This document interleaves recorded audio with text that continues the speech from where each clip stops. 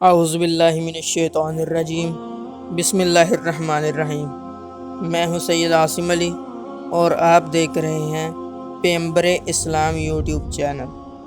پچھلے سبق میں ہم نے سورہ نمبر 1 آیت نمبر 2 کے بارے میں جانا تھا۔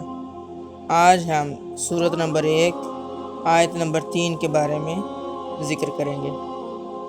اعوذ باللہ من الشیطان الرجیم، بسم اللہ الرحمن الرحیم۔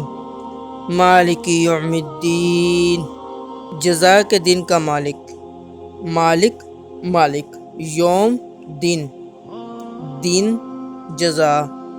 مالک یوم الدین، جزا کے دن کا مالک۔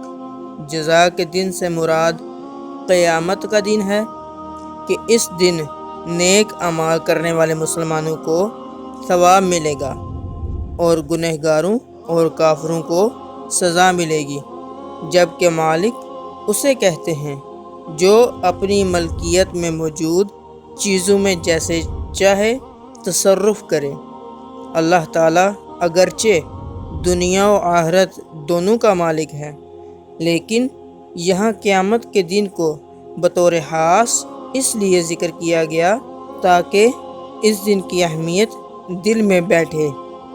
نیز دنیا کے مقابلے میں آخرت میں اللہ تعالیٰ کے مالک ہونے کا ظہور زیادہ ہوگا، کیونکہ اس دن کسی کے پاس ظاہری سلطنت بھی نہ ہوگی جو اللہ تعالیٰ نے دنیا میں لوگوں کو عطا فرمائی تھی۔ اس لیے خاص طور پر قیامت کے دن کی ملکیت کا ذکر کیا گیا ہے۔